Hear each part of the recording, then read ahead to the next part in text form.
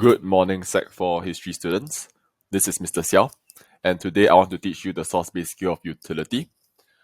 Before I proceed, please make sure that you have your writing materials and this worksheet with you, this set of notes. And at any point, if you need to speed up, slow down, or pause the video to suit your learning pace, please do so. Okay, so I want to start first with the concept of utility. So maybe at the top of the worksheet, you can start taking notes. So utility, or otherwise known as usefulness, what does that mean? Right, something is useful or not useful depending on the purpose it serves. So,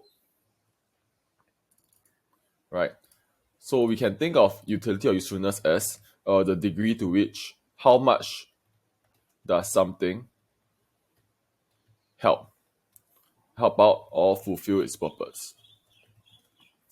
So given this understanding of usefulness, for example, when is a chair useful? It's useful when it can carry the weight of someone who's sitting on it.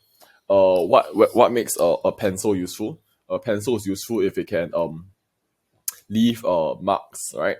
That can be read later on. So to understand whether something is useful, we need to understand what its purpose is. Then the next question is, when we talk about utility in history and social studies, we are doing it as a source-based skill. In other words, we're asking about the utility of a source. So what is a source? Right?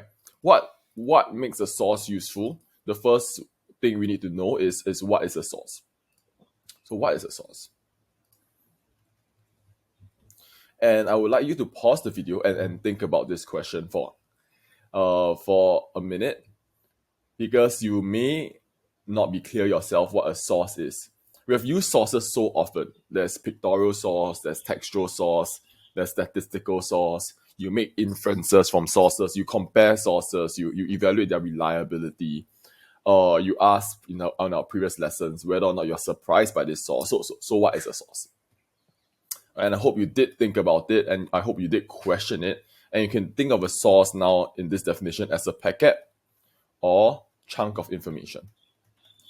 A source is a packet or a chunk of information. It tells you something, right? And then you can learn from it, that's inference, or you can evaluate its message or its purpose, like why did this person give this information, or you can ask if you are surprised by it or whether this information is trustworthy, and that's reliability.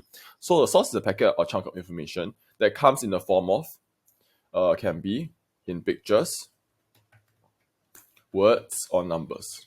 So this is your pictorial source, your textual source, and your statistical source. And so this is a summary of what is a source. And then now we come to the question for today, which is what makes a source useful? What makes a source useful? Right. So if a source is a chunk of information, then it's useful, right? It's useful when it does what? When it does what? So firstly, it should tell us something relevant, right? And then B, what it tells us is hopefully also trustworthy.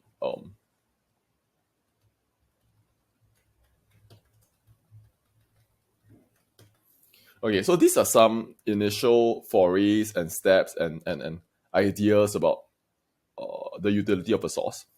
And I think I want to give you an example to make sense of this concept of utility. So suppose you have a table, right? Think about your classroom table.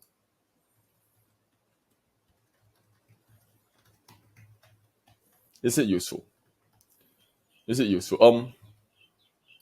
As a source, your table in the classroom, is it useful? The first thing you want to ask, or the first thing you want to know is useful for what? Useful about what? So is it useful in telling you about your class?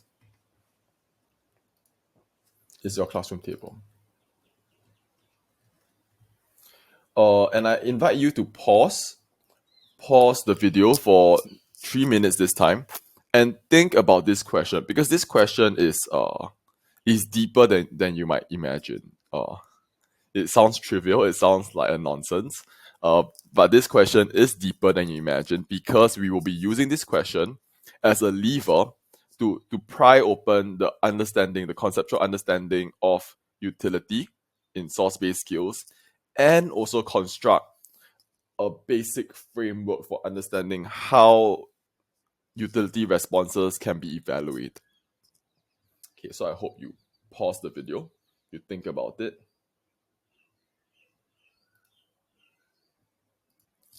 And to make things a bit smoother, I have an image.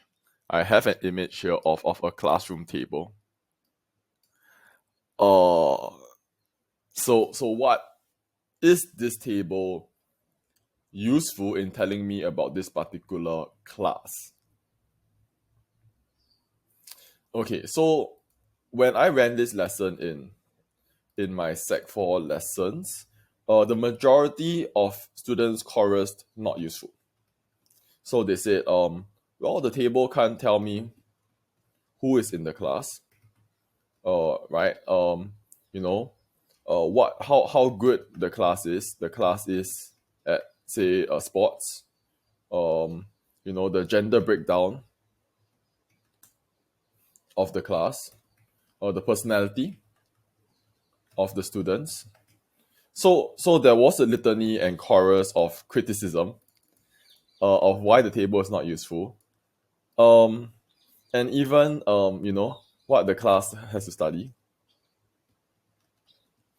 But notice that I have like a question mark here, because if you were to look and think about this table, and again for reference, I have a table here, right? Notice that there are some things that can be used. There are some things that can be used. It sounded like a ridiculous idea. How useful is this table in telling you about the class? How useful is this table as a source? You look at it and you think it's completely useless, but it's not. It's not. And herein lies the insight that we are fighting for. It's not because the fact that there's a pencil case here suggests that the student uses the table to study and learn in the lesson, right? And that the student has access to water, right? So maybe the student has long lessons and so they need water to stay hydrated. And the book here has a hint as to what the student does in their daily lessons. This could even be a textbook suggesting the student learns literature. So the table could be useful, right, in telling me what the class studies, the textbook. And so now this is something that is useful about the table. It could be that useful in telling me that the school provides resources for learning, right? So the school is invested in learning. And I have a question mark here on the personality, because imagine if this table were not clean, but imagine if there were scratch marks on the table. Then you could make a reasonable inference that the person who used the table, the user of the table, the class itself, might not be as well behaved and orderly, and might not care for their facility. So here the table tells me whether the students, right, take care of their facilities. Because a damaged table hints that students might not be as caring as one might hope. And therefore, from this simple example about the table, we have eked out arguments for why it could be useful in telling you about your class and not useful in telling you about your class. And this is the starting point of a utility response. And so what we have done here, and I'm now gonna draw a table.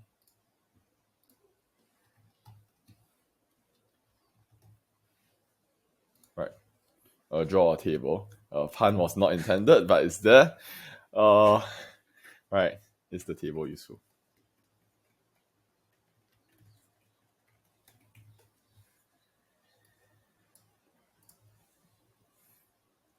Now what we have done is that we can park our findings into this sort of organizer,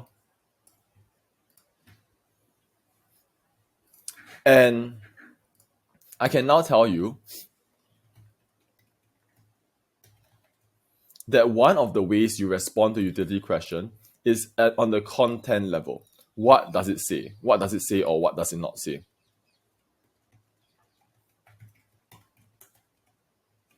And it's useful, right, insofar as it tells you something relevant about the class, and it is not useful insofar as there's something missing. Let that seep in for a while. On the content level, on the level of what does the source say or not say, right? A source can be useful when telling you something relevant, and not useful when it's missing some information. And so this is the first step at a utility response. And we're going to go further. We can also evaluate.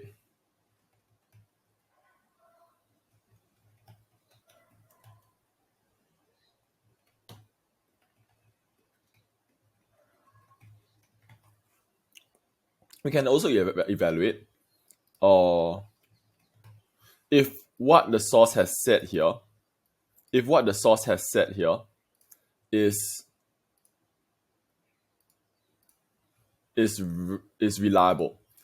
So if I were to argue that the source is useful, I would go useful because reliable, because supported, let's say by my CK.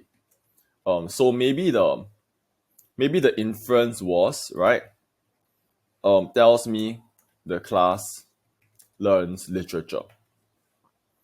Let's say that this book is a literature book. I can't tell what book it is. I'm just gonna, pretend that it is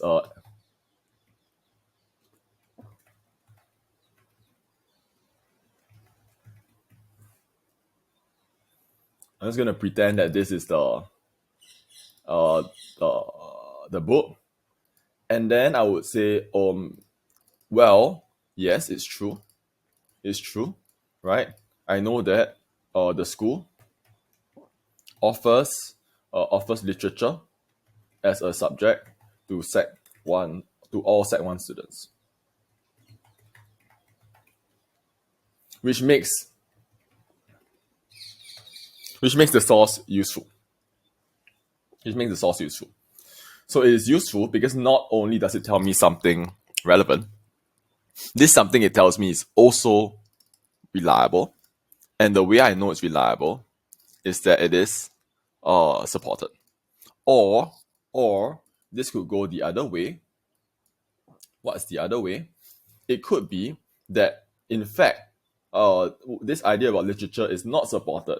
In fact, that book we see here is just a random personal belonging of this particular student, and that in fact we have drawn a wrong inference from the source. And if that were the case, then, right, instead of supported, it is contradicted, which would mean that the source was not reliable, which means that the source was not useful. And so this is another way that one could go about responding when evaluating the reliability of a source.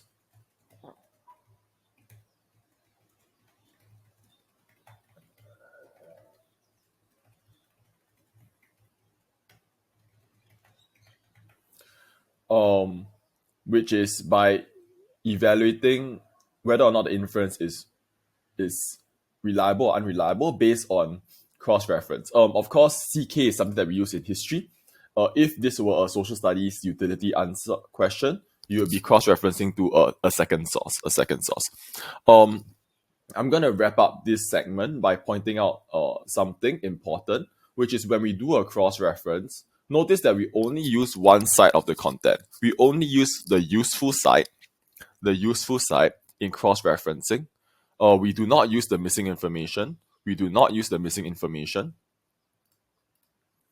So we cross-reference from useful in telling me about literature into supported by CK or contradicted by CK. Why? Why do we only use the useful side of our content level response to cross-reference? The answer is that you can only cross-reference something that exists. A cross-reference, support or contradict, a cross-reference is a test. You are testing a piece of inference, you are testing a statement, you are testing a piece of knowledge to see if it is true or false. A cross-reference is a test.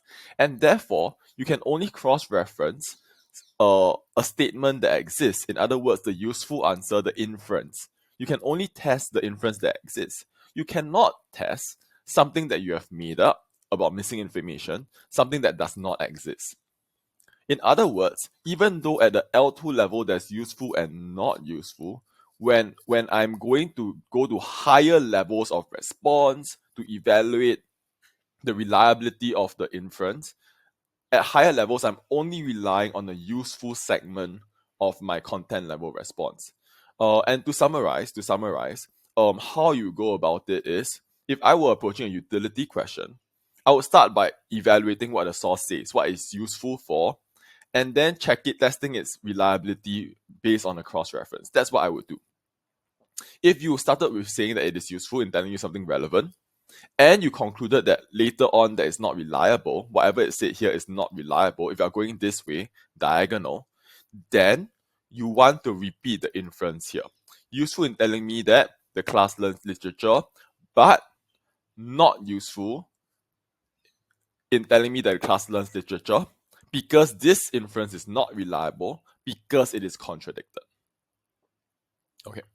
If you were going from a useful content to a useful reliability, you do not have to repeat the inference. You just have to go useful in telling me the class learns literature, and useful because this inference is supported by my contextual knowledge, and you go on with the cross-reference. Why do I have to repeat the inference or not useful? Because markers mark by argument. So your first argument is useful in telling you something relevant. If you continue with reliable and supported, it's the same argument that the source is useful. The marker treats the whole piece as one argument and marks it for its reasoning. But if you were to switch from useful in telling you something relevant to not useful and not reliable because contradicted, if you were to switch the argument to not useful, the marker draws a line at the useful argument and then reads your second argument on its own. And therefore, your second argument itself, the not useful argument, requires its own inference to test, or you fall into the trap of not having an inference to test, which means the cross-reference makes no sense. Okay, so if this is L2 on content and L3 on reliability based on XREF, then L4, L5, L6, so on, it's reliability based on something else. And this could be explained provenance. So could be purpose, it could be the expertise of the source giver, it could be some sort of interesting thing you notice about the source that makes it super reliable or super unreliable. And that one depends on your critical thinking. But broadly speaking, every utility question requires you to tell me what the source says, which makes it useful, and then to test what the source says with another source or with your own contextual knowledge through a cross-reference. Okay.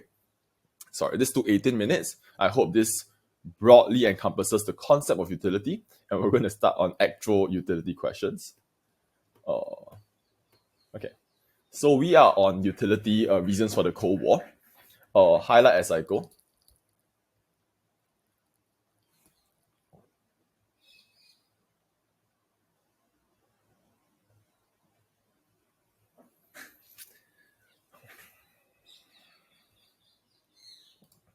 So we are now going to start on actual utility questions. We are on utility reasons for the Cold War. Please highlight as we go. By the end of the lesson, we want to explain the source is useful or not useful based on content, and based on reliability. And reliability, for history students, you want to think of xref to ck. This is a very convenient tool because your ck is always with you. You don't have to look at other sources to infer and match inferences. You can just throw out the details you know that are relevant that respond directly to the inference. Okay. So for a source, what makes a source useful is whether a source can improve your understanding of a topic. Remember that a source is a packet or a chunk of information, right? So it is valuable insofar as it contributes and improves to our understanding of a topic. And so, in other words, this information is good, it's useful if it's relevant, and it's reliable. But it is not useful when it's not relevant,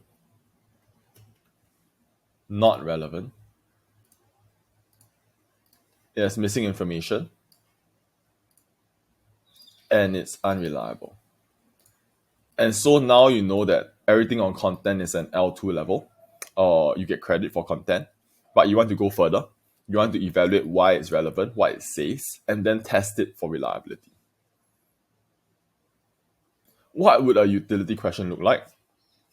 The standard that's always been asked is, how useful is source A in telling you about something?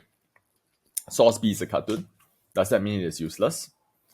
This is a trap. There's always something useful about a source. How does source C contribute to our understanding of something? Does source D help you learn about something? So this question, take note, be careful. It looks like inference question. The inference formulation is, what can you learn? This question is, does D help you learn? And so this is a utility question. Does it help you learn? Yes, it does, because it tells me this, and this that it tells me is reliable. Or no, it does not, because even though it tells me this it tells me is not reliable. Okay. Will any source be totally useful or totally useless? Right? This is very rare. Very rare. Most sources are both. Can a bias source? So I invite you to think about examples on your own, just for a thought experiment. Can a bias source still be useful? Yes. Right. Depends on the focus, the topic. It depends on what you are trying to evaluate from the particular source. Okay. A setup, Soviet expansionist policies. Whenever you see this, and you know the time period is 1946, 1947, I want you to write salami tactics. This is something that comes to mind immediately. It's how the Soviets actually seized control bit by bit. USA and USSR were military allies in World War II. USSR's Red Army fought bravely. Red Army, when you see this, always recall, they caused 90% of German casualties. Right, the Red Army broke the backbone of the Wehrmacht. They met up in post-war conferences, but after the war ended, the relationship soured. USA and USSR were superpowers. They failed to appreciate each other's needs. USSR conquered and converted East European countries into communist regimes through salami tactics, highlight. And the USA used the policy of containment, highlight. So for containment, the key event you want to remember is 1946, the Keenan's Long Telegram. Okay. And then, of course, that goes to 1947, the Truman Doctrine. These two things must be forefront, front and center in your brain. Other things that you might know about are Churchill's Iron Curtain speech and the Marshall Plan. But primarily, the political policy of containment is first germinated by the Long Telegram and enacted by Truman's Doctrine. Okay. How did Soviet expansionist policies towards East Europe lead to the Cold War? There are two sources here, source A and source B. There are two sources given first because, as you imagine, even though utility is asking only about one source, you will need a second source. If you don't have your knowledge, you will need a second source for cross-reference. So the question is, how useful is source A in telling you about the USSR's? Okay. So the word useful here is a clue, it's a utility question. Can we highlight the question focus? And I want source A. So I'm gonna just throw source B away for the time being. I don't need source B. Okay. Maybe for this video, I will just do questions 1 and 2 to give you a flavor of how I approach this. Question. So when I look at this question, I want to make an inference, right? Use ambitions. What is it? Is it deep? Is it great? Is it low? So source A is a speech by Winston Churchill delivered in Missouri. This is the Iron Curtain speech.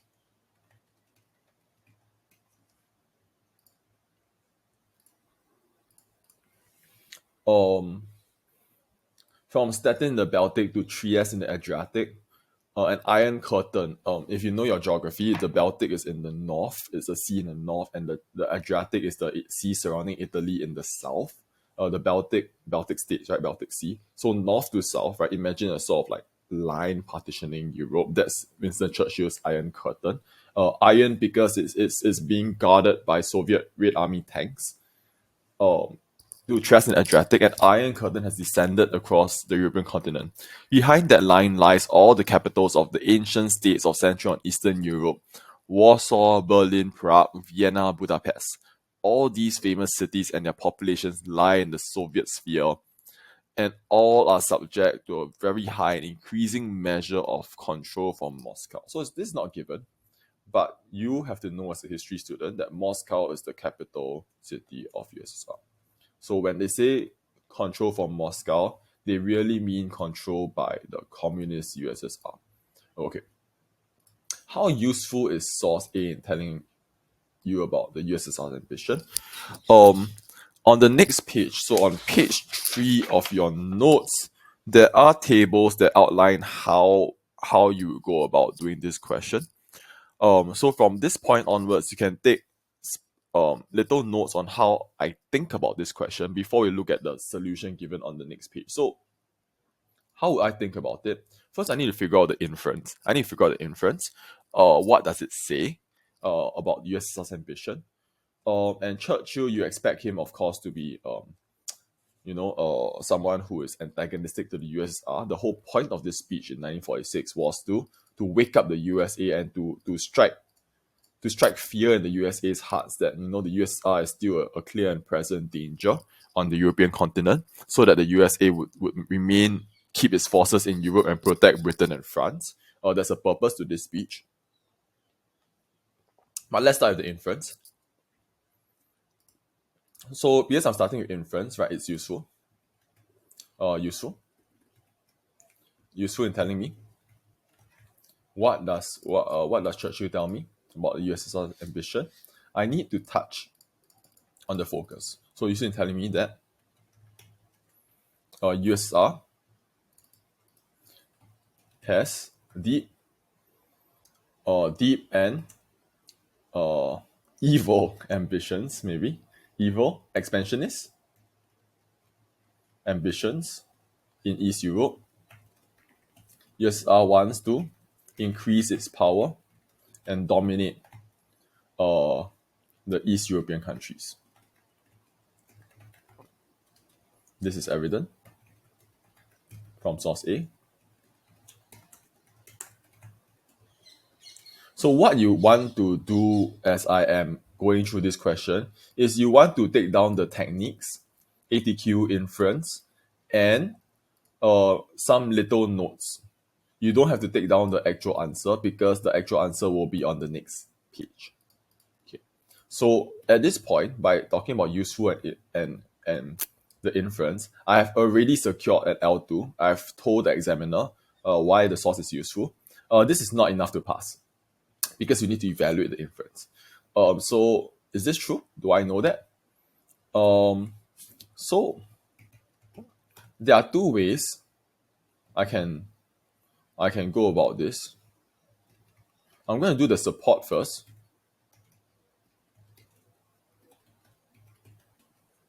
and then I'll do the contradict, and you will see how it's done. So I'm going to do the support first. Source A is useful because it is reliable, because it is supported by my contextual knowledge.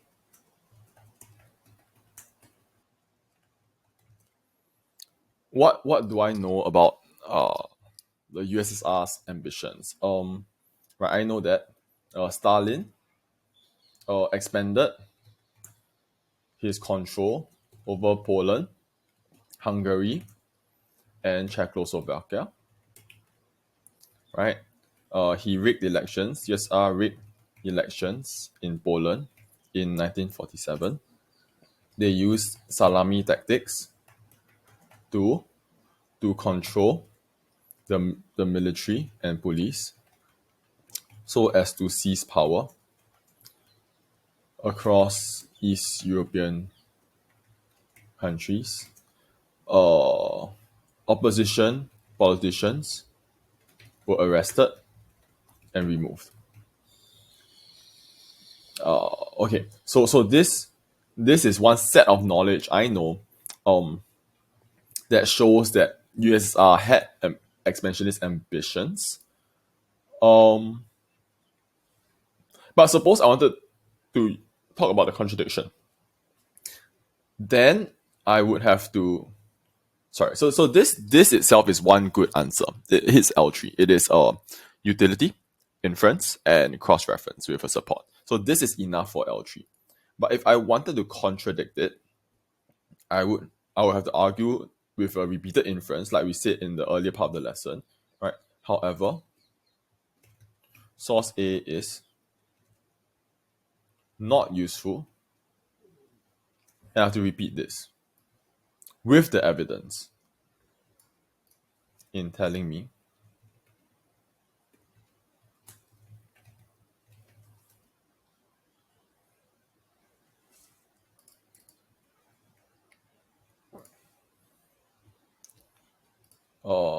source A is not useful because it is not reliable, because it is contradicted by my contextual knowledge. Based on my knowledge, USSR only sought security and protection from the threat of the threat of Germany. USSR already sought permission from USA and Britain to take control in Poland following the Yalta Conference. Other countries in East Europe held elections where communists formed coalition governments with other politicians.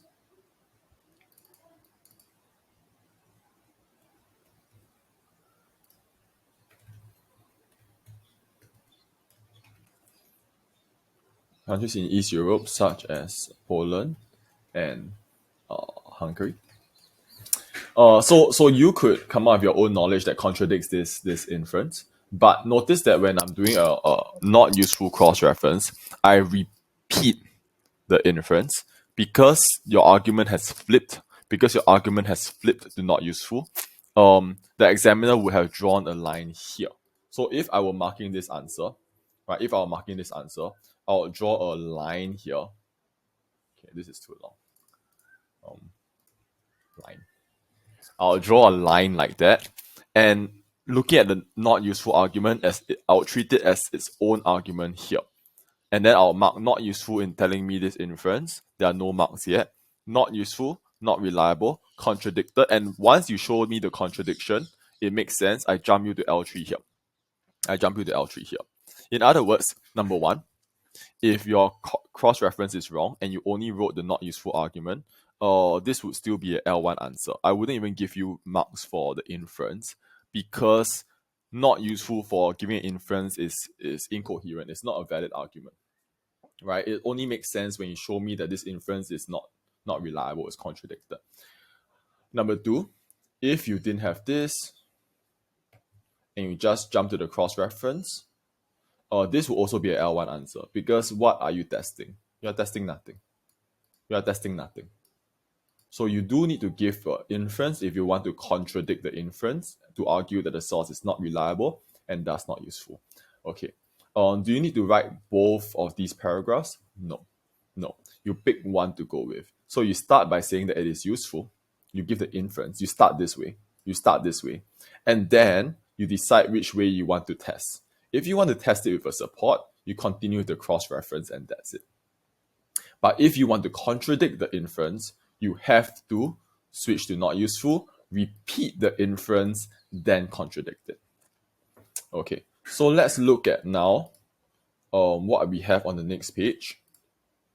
So this is where we are going to fill in this box. How useful is source A in telling you about the USSR's ambition towards East Europe? As always, highlight the question focus, annotate the question focus. You have to address the focus. If you don't address the focus, you could just drop everything because you are not answering the question. Useful, okay. Dangerous ambitions because you want to expand its power, okay. Useful because it is reliable. That the USSR had dangerous ambitions, okay. It is supported by my contextual knowledge that Stalin didn't withdraw the Red Army. He used salami tactics to push non-communist governments out. He falsified elections. Hence, change this to A. A is useful, reliable, and therefore useful. Okay. So this is a standard cross-reference answer. However, you could also go with not useful in being limited. So on the content level, you could argue about it being not limited. What does source A not tell you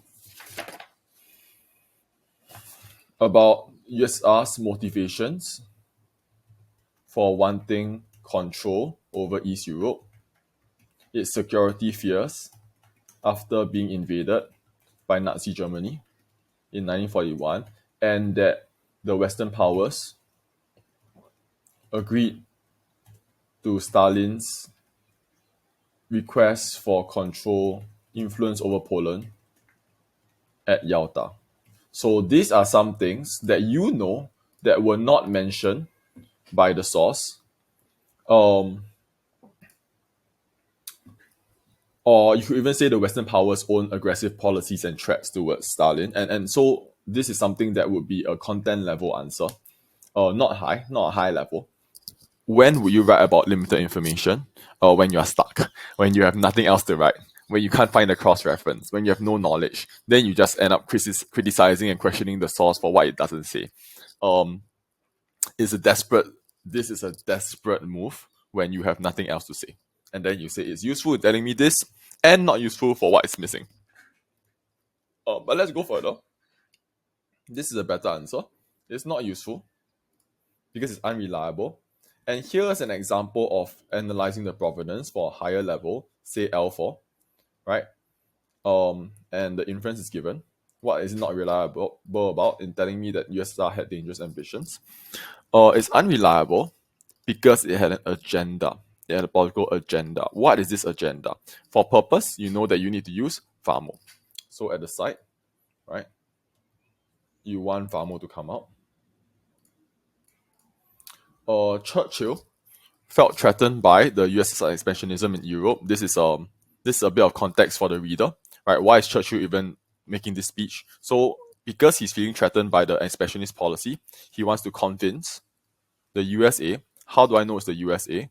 Because the speech is in USA in 1946 in Missouri, that the USSR represented a serious threat to European countries and the world. This is so that, again, the audience must take action. The USA would give military support to Western Europe, specifically Britain, to prevent communism from spreading and enhance their security against USSR. And since he has an agenda, he's not reliable and therefore not useful. He wants the USA to help him. He has a purpose and a motive for making this speech. He is expected and would want to paint the USSR in a terrible light as this terrible threat to Western European security, so that uh, the USA will come in with all of its money and arms and weapons and support to protect Britain. And because Britain is exhausted by the war, Britain desperately wants this support, and therefore, he has this agenda. He's not reliable. He wants to make the USSR sound terrible, which he did. And because he's not reliable with his agenda, he's not useful in criticizing the USSR's dangerous ambitions. This answer, again, the answer would follow the flow of not useful, not reliable because of the agenda, paint the agenda through Vamo. This answer will be an L form. Okay. So what do you want? What should you do? I would like you to copy question 1 on foolscap and copy both ATQ1, the full ATQ1, and the full ATQ2 to get a taste of how you answer in all 4 forms. Content level, both useful and not useful, a cross-reference, and also evaluating provenance. I'll do one more in this video and then we are done. Okay, this one. Is source V useful in telling you about whether Stalin's expansionist policies towards East Europe was fair? Before I start on this, I just want to point out that, in fact, I only use cross-reference. Just wanted to point out that, in fact, I only use cross-reference to my knowledge. I didn't use cross-reference to another source. And so source B was here. In case you wanted to test using a cross-reference to another source, you could use this. Okay. Or maybe in this answer, I'll do another source for you. Is source B useful in telling you about whether Stalin's expansionist policies towards East Europe was fair? This is the question focus. As always, annotate it so that we know what we are reading about, what we are reading for. This is an interview by Stalin, given as a response to Churchill's speech also in 1946. He says, the Germans launched the invasion of USSR through Finland, Poland, Romania, Bulgaria, and Hungary. The Germans were able to launch this invasion because in these countries, there were governments that were hostile to the USSR. So it is the fault of these countries that allowed the Germans to invade. As a result, the Soviet Union lost about 7 million persons forever in battle with the Germans. It can be asked, what can be surprising about the Soviet Union wanting security in the future by ensuring that these governments are loyal? So now there's a different picture painted by Stalin, right? Let's conclude first. Does Stalin say his own policies are fair? Yes, he does. Why?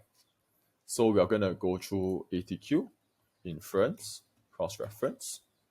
ATQ, source B is useful.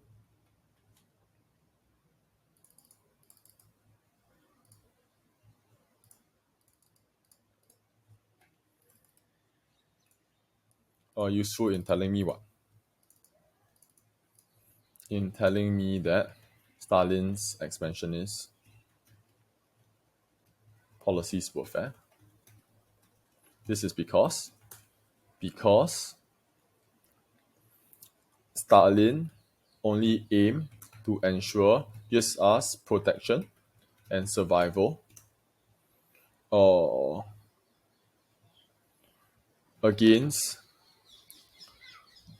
enemy countries that had tried to destroy and extinguish the USSR during World War II.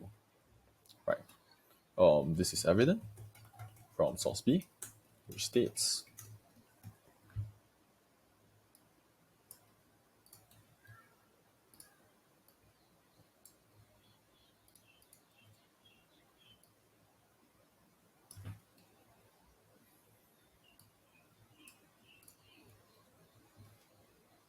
okay, So what's your feeling? Do we want to do a support or contradict cross reference? You know what? Let's let's do both. Let's do a support using our knowledge, and then let's contradict using source A, and that way you see techniques for both. Okay. So support. Source B is useful because it is reliable, because it is supported by my contextual knowledge. Based on my contextual knowledge, um, based on my contextual knowledge, what do I know? What do I know? Uh, yeah. Nazi Germany broke the Nazi Soviet pact and invaded the USSR in 1941, Operation Barbarossa. Nazi Germany was supported by countries such as Finland, Hungary, and Romania. USSR suffered tremendously during World War II and had to bear the brunt of Germany's invasion as the Western Allies delayed their second front. So Stalin had many reasons to be angry, to be upset, to want revenge, and to be suspicious of the West. So it's true. Stalin was traumatized by this event, and his expansionist policies were fair. Okay, so this is one approach. One approach, easy. Let's try the not useful. Let's try the not useful. So this, please copy this whole paragraph as one ATQ. So again, for question 2, we are also going to do 2 ATQs. Please copy this whole thing. And then let's do the second one. Let's do the second one.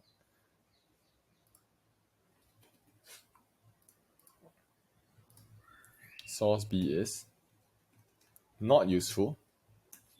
So the inference has to come out again.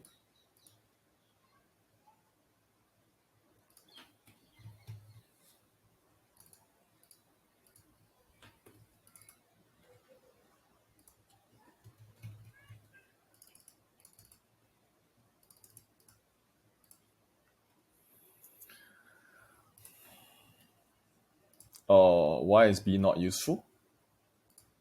Because it is not reliable, because it is contradicted by source A. Which tells me that Stalin's expansionist policies were not fair.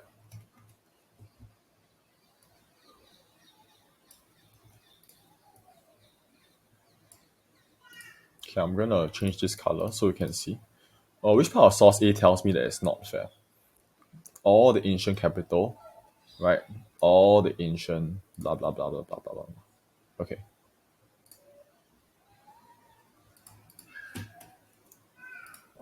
This is because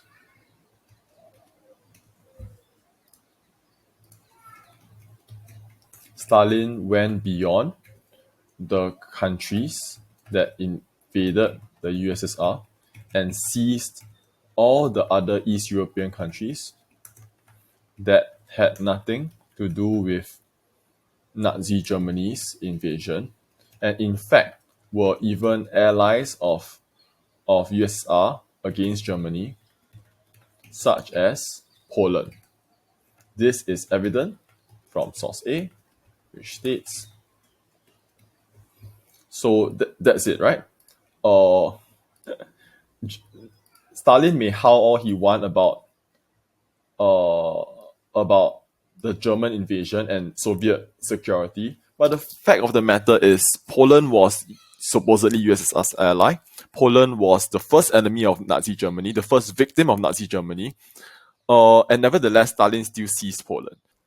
So how can Stalin in good faith and good conscience claim that he's only targeting those governments that were hostile to USSR when in fact Stalin goes and snatches up the first victim of Germany, the ally of USSR, which is Poland. The whole reason that the world goes to war in 1939 is Poland, and Stalin snatches Poland. So this is a contradiction. Source A contradicts source B, and because source A contradicts source B is not reliable, and therefore source B is not useful. And I'm going to do a final highest level for not useful, and then I will scroll down and I'll show you both sides, and you will copy both sides as your answer for question 2. And it will be painful because you are learning utility for the first time, so you do want to get used to how to respond. As you can see, there are a plethora of methods and approaches. So let's do the final highest level. Interview by Stalin in a communist newspaper. So let's say that his audience is the USSR population. Let's say, pause the video. Can you think about how you would go about this far more? Use page 3, question 1, the approach there given for Churchill. Use it as a approach, a writing template, a way to start thinking. How would you evaluate the provenance? First, clearly, Stalin has an agenda. And therefore, because he has an agenda, it is quite likely that he wants to achieve this agenda. And so what does it mean about the source's message that the expansionist policies were fair? Does his agenda mean that this message is reliable? Or does this agenda mean that the message is unreliable? Why does Stalin want to tell the USSR people that his expansionist policy is fair? Okay, I hope you did pause the video to try. If not, write the full answer. At least start writing the VAMO at the side and start thinking about it. Because this is your chance to test yourself and test your understanding. It's through mistakes and through errors that we learn the most. We learn the most through our own mistakes. If you don't try, there's no learning. There's merely copying. Okay, so let's go. Source B is not useful because in telling me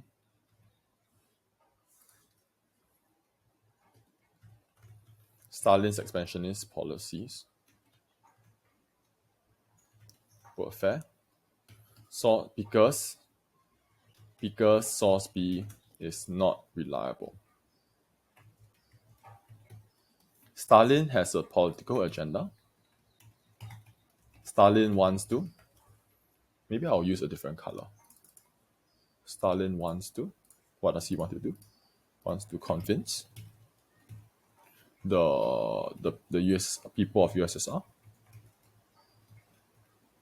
that his policies are justified, that the USSR's expansion into East Europe is justified and reasonable, and aim to ensure USSR's protection and survival against those enemy countries. The view of USSR here is my audience, and so I want to use them again. This is done so that the people of USSR will support Stalin's military policies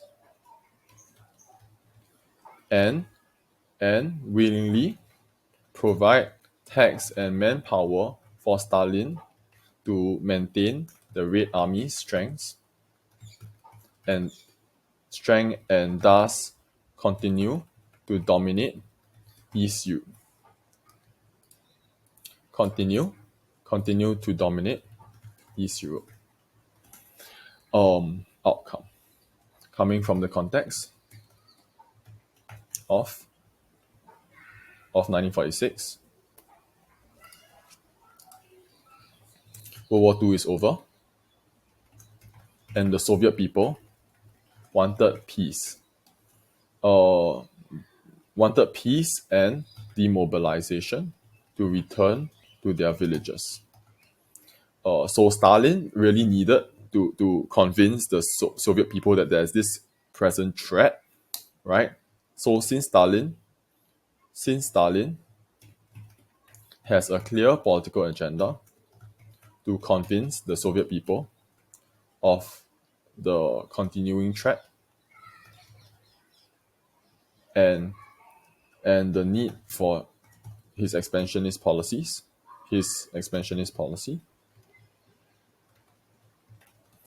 right? It means that he is not reliable in arguing that the policy was fair. He's obviously needing to justify himself, and therefore, and thus the source B, is not useful. And that is my L4 answer. Okay. And that's my L4 answer. Okay. Okay. So what do you want to do? There's a lot. Please, let me just chunk it all up.